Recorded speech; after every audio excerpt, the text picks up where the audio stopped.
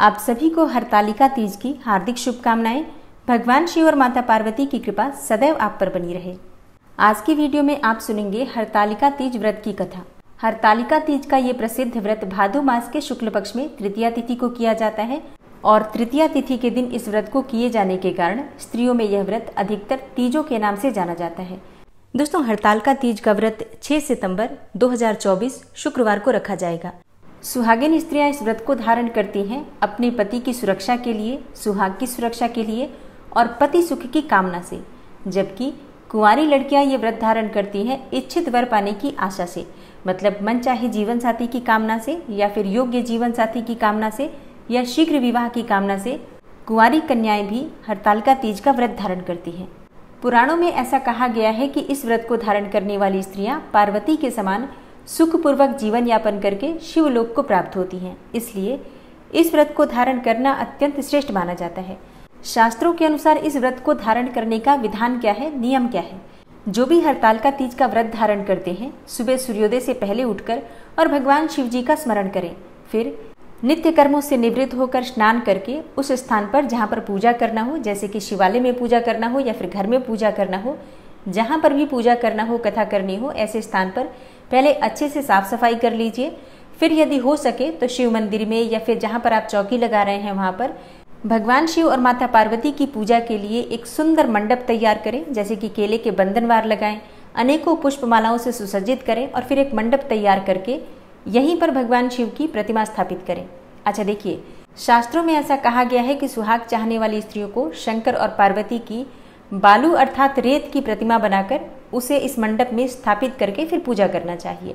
अब बालू या फिर रेत नहीं मिलता है तो ऐसे में आप मिट्टी की प्रतिमा भी बना सकते हैं, और किसी कारणवश अगर आप मिट्टी की प्रतिमा भी नहीं बना पाते हैं तो ऐसे में आप चाहें तो जो शिवलिंग आपके घर में है उस शिवलिंग की भी पूजा कर सकते हैं, या फिर जैसे कि अगर आप मंदिर जाकर पूजा कर रहे हैं तो मंदिर में जो शिवलिंग है तो वहाँ पर उस शिवलिंग की भी पूजा कर सकते हैं। मतलब शिवलिंग आवश्यक है या फिर शिव और पार्वती की कोई मूर्ति कच्ची मिट्टी की मिल जाती है तो आप वो भी ले सकते हैं।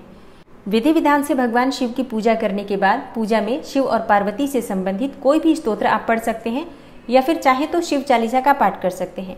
उसके बाद एकाग्रचित्त होकर कथा का पाठ करना चाहिए या फिर कथा सुननी चाहिए। तो अब सुनते हैं हरतालिका तीज व्रत की कथा। जिनके दिव्य केशों पर मंदार अर्थात आक के पुष्पों की माला शोभा देती है और जिन भगवान शंकर के मस्तक पर चंद्र और कंठ में मुंडों की माला पड़ी हुई है, जो माता पार्वती दिव्य वस्त्रों से तथा भगवान शंकर दिगंबर वेश धारण किए हैं, उन दोनों भवानी शंकर को हम नमस्कार करते हैं। एक समय की बात है, कैलाश पर्वत के सुंदर शिखर पर माता पार्वती जी ने श्री महादेव जी से पूछा, हे महेश्वर, मुझसे आप वह गुप्त से गुप्त वार्ता कहिए जो सबके लिए सब धर्मों से भी सरल तथा महान फल देने वाली हो। हे नाथ, यदि आप मुझ पर भली भांति प्रसन्न हैं तो आप उसे मेरे सम्मुख प्रकट कीजिए। हे जगतनाथ, आप आदि मध्य और अंत रहित हैं, आपकी माया का कोई पार नहीं है। आपको मैंने किस भांति प्राप्त किया है और कौन से व्रत, तप या फिर दान के पुण्य फल से आप मुझको वर के रूप में मिले? देवी पार्वती के इस प्रश्न को सुनकर श्री महादेव जी बोले, हे देवी सुनो, मैं तुम्हारे सम्मुख उस व्रत को कहता हूँ जो परम गुप्त है। जैसे तारागणों में चंद्रमा और ग्रहों में सूर्य, वर्णों में ब्राह्मण, देवताओं में गंगा, पुराणों में महाभारत, वेदों में साम और इंद्रियों में मन श्रेष्ठ है, वैसे ही पुराण और वेद सब में इसका वर्णन आया है, जिसके प्रभाव से तुमको मेरा आधा आसन प्राप्त हुआ है। हे प्रिय, उसी का मैं तुमसे वर्णन करता हूँ, तुम ध्यान पूर्वक सुनो। भाद्रपद मास में अर्थात भादो मास के शुक्ल पक्ष की हस्त नक्षत्र संयुक्त तृतीया अर्थात तीज के दिन इस व्रत का अनुष्ठान मात्र करने से सब पापों का नाश हो जाता है। तुमने पहले हिमालय पर्वत पर इसी महान व्रत को किया था जो मैं तुम्हें सुनाता हूँ। पार्वती जी बोली, हे प्रभु, इस व्रत को मैंने किस लिए किया था यह मुझे सुनने की इच्छा है, सो कृपा करके कहिए। शंकर जी बोले, आर्यावर्त में हिमालय नामक एक महान पर्वत है जहाँ अनेकों प्रकार की भूमि अनेकों प्रकार के वृक्षों से सुशोभित है, जो सदैव बर्फ से ढके हुए तथा गंगा की कलकल ध्वनि से शब्दायमान रहता है। हे देवी पार्वती जी, तुमने बाल्यकाल में उसी स्थान पर परम तप किया था और 12 वर्ष तक के महीने में जल में रहकर तथा वैशाख मास में अग्नि में प्रवेश करके तप किया। श्रावण के महीने में बाहर खुले में निवास करके अन्न त्याग करके तप करती रही। तुम्हारे उस कष्ट को देखकर तुम्हारे पिता को बड़ी चिंता हुई। वे चिंतातुर होकर सोचने लगे कि मैं इस कन्या की शादी किससे करूं। इस अवसर पर दैवयोग से ब्रह्मा जी के पुत्र नारद जी वहां आए। देवर्षि नारद ने तुम शैलपुत्री को देखा। तुम्हारे पिता हिमालय ने देवर्षि को अर्घ्य पाद्य आसन देकर सम्मान सहित बिठाया और कहा, हे मुनीश्वर, आपने यहाँ तक आने का कष्ट क्यों किया? कहिए, क्या आज्ञा है? नारद जी बोले, हे गिरिराज, मैं विष्णु भगवान का भेजा हुआ यहाँ आया हूँ। तुम मेरी बात सुनो। आप अपनी कन्या को उत्तम वर का दान करें। ब्रह्मा, इंद्र, शिव आदि देवताओं में विष्णु भगवान के समान कोई भी उत्तम नहीं है। इसलिए मेरे मत से आप अपनी कन्या का दान भगवान विष्णु को ही कीजिए। तब हिमालय बोले, यदि भगवान वासुदेव स्वयं ही कन्या को ग्रहण करना चाहते हैं और इस कार्य के लिए ही आपका आगमन हुआ है, तो वह मेरे लिए गौरव की बात है। मैं अवश्य ही उन्हें दूंगा। हिमालय का यह आश्वासन सुनते ही देवर्षि नारद जी आकाश में अंतर्ध्यान हो गए और शंख, चक्र, गदा, पद्म एवं पीताम्बरधारी भगवान विष्णु के पास पहुंचे। नारद जी ने हाथ जोड़कर भगवान विष्णु से कहा, प्रभु, आपका विवाह कार्य निश्चित हो गया है। इधर हिमालय ने पार्वती जी से प्रसन्नता पूर्वक कहा, हे पुत्री, मैंने तुमको गरुड़ ध्वज भगवान विष्णु को अर्पण कर दिया है। पिता के इन वाक्यों को सुनते ही पार्वती जी अपनी सहेली के घर गईं और पृथ्वी पर गिरकर अत्यंत दुखित होकर विलाप करने लगी। उनको विलाप करते हुए देखकर सखी बोली, हे देवी, तुम किस कारण से दुख पाती हो? मुझे बताओ, मैं अवश्य ही तुम्हारी इच्छा पूर्ण करूंगी। पार्वती जी बोली, हे सखी, सुन, मेरे मन की जो अभिलाषा है सुनाती हूँ। मैं श्री महादेव जी को वरण करना चाहती हूँ। मेरे इस कार्य को पिताजी ने बिगाड़ना चाहा है, इसलिए मैं निस्संदेह इस शरीर का त्याग कर दूंगी। पार्वती के इन वचनों को सुनकर सखी ने कहा, हे देवी, जिस वन को तुम्हारे पिताजी ने न देखा हो, तुम ऐसे वन को चली जाओ। तब हे देवी पार्वती, तुम अपने सखी का यह वचन सुनकर ऐसे ही वन को चली गई। तब पिता हिमालय ने तुमको घर पर न पाकर सोचा कि मेरी पुत्री को कोई देव, दानव अथवा किन्नर हरण कर ले गया है। मैंने नारद जी को वचन दिया था कि मैं अपनी पुत्री को गरुड़ ध्वज भगवान के साथ वरण करूंगा। हाय, अब यह कैसे पूरा होगा? यह सोचकर वे बहुत चिंतातुर होकर मूर्छित हो गए। तब सब लोग हाहाकार करते हुए दौड़े और मूर्छा दूर होने पर गिरिराज से बोले कि हमें आप अपनी मूर्छा का कारण बताओ। हिमालय बोले, मेरे दुख का कारण ये है कि मेरी रत्न रूपी कन्या को कोई हरण कर ले गया, या सर्प डस गया, या किसी सिंह या व्याघ्र ने मार डाला है। वह न जाने कहाँ चली गई, या उसे किसी राक्षस ने मार डाला है। इस प्रकार कहकर गिरिराज दुखित होकर ऐसे कांपने लगे जैसे तीव्र वायु के चलने पर कोई वृक्ष कांपता है। तत्पश्चात हे पार्वती, तुम्हें गिरिराज साथियों सहित घने जंगल में ढूंढने निकले। सिंह, व्याघ्र, रीछ आदि हिंसक जंतुओं के कारण वन महाभयानक प्रतीत होता था। तुम भी सखी के साथ भयानक जंगल में घूमती हुई वन में एक नदी के तट पर एक गुफा में पहुंची। उस गुफा में तुम अपनी सखी के साथ प्रवेश कर गई, जहां तुम अन्न और जल का त्याग करके बालू का लिंग बनाकर मेरी आराधना करती रही। उस समय पर भाद्रपद मास की हस्त नक्षत्र युक्त तृतीया के दिन तुमने मेरा विधि विधान से पूजन किया तथा रात्रि को गीत गायन करते हुए जागरण किया। तुम्हारे उस महाव्रत के प्रभाव से मेरा आसन डोलने लगा। मैं उसी स्थान पर आ गया जहां तुम और तुम्हारी सखी दोनों थी। मैंने आकर तुमसे कहा, हे वरानने, मैं तुमसे प्रसन्न हूँ, तुम मुझसे वरदान मांगो। तब तुमने कहा कि हे देव, यदि आप मुझसे प्रसन्न हैं तो आप महादेव जी ही मेरे पति हो। तब मैंने कहा, तथास्तु। ऐसा कहकर कैलाश पर्वत को मैं चला गया और तुमने प्रभात होते ही मेरी उस बालू की प्रतिमा को नदी में विसर्जित कर दिया। हे शुभे, तुमने वहां अपनी सखी सहित उस व्रत का पारायण किया। इतने में ही तुम्हारे पिता हिमवान भी तुम्हें ढूंढते ढूंढते उसी घने वन में आ पहुंचे। उस समय उन्होंने नदी के तट पर 2 कन्याओं को देखा तो ये तुम्हारे पास आ गए और तुम्हें हृदय से लगाकर रोने लगे। और वे रोते हुए बोले, बेटी, तुम इस सिंह और बाघों से युक्त घने जंगल में क्यों चली आई? तुमने कहा, हे पिताजी, मैंने पहले ही अपना शरीर शंकर जी को समर्पित कर दिया था, किंतु आपने इसके विपरीत कार्य किया, इसलिए मैं वन में चली आई। तब हिमवान ने तुमसे कहा कि मैं तुम्हारी इच्छा के विरुद्ध यह कार्य कभी नहीं करूंगा। तब वे तुम्हें लेकर अपने घर को आए और तुम्हारा विवाह मेरे साथ कर दिया। हे प्रिय, उसी व्रत के प्रभाव से तुमको मेरा अर्धासन प्राप्त हुआ है और इस व्रतराज का मैंने अभी तक किसी के भी सम्मुख वर्णन नहीं किया है। हे देवी, अब मैं तुम्हें ये बताता हूँ कि इस व्रत का यह नाम क्यों पड़ा। तुमको सखी हरण कर ले गई थी, इसलिए इस व्रत का नाम हरतालिका पड़ा। पार्वती बोली, हे स्वामी, आपने इस व्रतराज का नाम तो बता दिया, किंतु मुझे इसकी विधि एवं फल भी बताइए कि इसके करने से किस फल की प्राप्ति होती है। तब भगवान शंकर जी बोले, इस स्त्री जाति के अत्युत्तम व्रत की विधि सुनिए। सौभाग्य की इच्छा रखने वाली स्त्रियां इस व्रत को विधि पूर्वक करें। केले के खंभों से मंडप बनाकर उसे वंदनवारों से सुशोभित करें। उसमें विविध रंगों के उत्तम रेशमी वस्त्र की चांदनी ऊपर तान दें। चंदन आदि सुगंधित द्रव्यों का लेपन करके स्त्रियां एकत्र हो जाएं और शंख, भेरी, मृदंग आदि बजावें। विधि पूर्वक मंगलाचार करके श्री गौरी शंकर की बालू निर्मित प्रतिमा स्थापित करें। फिर भगवान शिव और पार्वती जी का गंध, धूप, पुष्प आदि से विधि पूर्वक पूजन करें। अनेकों नैवेद्यों का भोग लगाएं और रात्रि को जागरण करें। नारियल, सुपारी, जवारी, नींबू, लौंग, अनार, नारंगी आदि ऋतु फलों तथा फूलों को एकत्रित करके धूप, दीप आदि से पूजन करके कहें, हे कल्याण स्वरूप शिव, हे मंगल स्वरूप शिव, हे मंगल रूप महेश्वरी, हे शिवे, सब कामनाओं को देने वाली देवी, कल्याण रूप तुम्हें नमस्कार है। कल्याण स्वरूप माता पार्वती, हम तुम्हें नमस्कार करते हैं। भगवान शंकर जी को सदैव नमस्कार करते हैं। हे ब्रह्म रूपिणी, जगत का पालन करने वाली माँ, आपको नमस्कार है।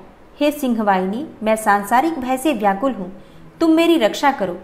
हे महेश्वरी, मैंने इसी अभिलाषा से आपका पूजन किया है। हे माता पार्वती, आप मेरे ऊपर प्रसन्न होकर मुझे सुख और सौभाग्य प्रदान कीजिए। इस प्रकार के शब्दों द्वारा उमा सहित शंकर जी का पूजन करें। विधि पूर्वक कथा सुनकर गौ, वस्त्र, आभूषण आदि ब्राह्मणों को दान करें। इस प्रकार से व्रत करने वाले के सब पाप नष्ट हो जाते हैं। हे पार्वती, भाद्रपद मास की शुक्ल पक्ष की तृतीया को तुमने मेरी आराधना करके जो व्रत किया था, उसी के फलस्वरूप मेरा तुमसे विवाह हो सका। इसका महत्व ये है कि मैं इस व्रत को करने वाली कुंवारियों को मनोवांछित फल देता हूँ। इसलिए सौभाग्य की इच्छा रखने वाली प्रत्येक युवती को ये व्रत पूरी एक निष्ठा तथा आस्था से करना चाहिए। और अब आप सुनेंगे सबसे पहले माता पार्वती की आरती, उसके बाद भगवान भोलेनाथ की आरती। ओम जय पार्वती माता, मैया जय पार्वती माता, ब्रह्म सनातन देवी, शुभ फल की दाता। ओम जय पार्वती माता, जय पार्वती माता, मैया जय पार्वती माता। अरिकुल पद्मा निवासिनी, जय सेवक त्राता, मैया जय पार्वती माता। जग जीवन जगदम्बा, हरिहर गुण गाता। ओम जय पार्वती माता, मैया जय पार्वती माता। सिंह को वाहन साजे, कुंडल है साथा, मैया कुंडल है साथा। देव बंधु जस गावत, नृत्य करत ताथा। ओम जय पार्वती माता। सतयुग रूप शील अति सुंदर, नाम सती कहलाता, मैया नाम सती कहलाता। हिमांचल घर जनमी, सखियन रंग राता, मैया जय पार्वती माता। शुंभ निशुंभ विदारे, हिमांचल स्थाता, मैया हिमांचल स्थाता। सहस्त्रभुज तनु धरि के, चक्र लियो हाथा, मैया जय पार्वती माता। सृष्टि रूप तू ही जननी, शिव संग रंग राता, मैया शिव संग रंग राता। नंदी भृगी बिन लाही, सारा मद माता। ओम जय पार्वती माता। देवन अरज करते हैं, तव चित को लाता, मैया तव चित को लाता। गावत दे दे ताली, मन में रंग राता, मैया जय पार्वती माता। श्री प्रताप आरती मैया की, जो कोई है गाता, मैया जो कोई नित्य गाता, मैया प्रेम सहित गाता। सदा सुखी रहता वो, सुख संपत्ति पाता। ओम जय पार्वती माता, जय पार्वती माता, मैया जय पार्वती माता। ब्रह्म सनातन देवी, शुभ फल की दाता, मैया जय पार्वती माता।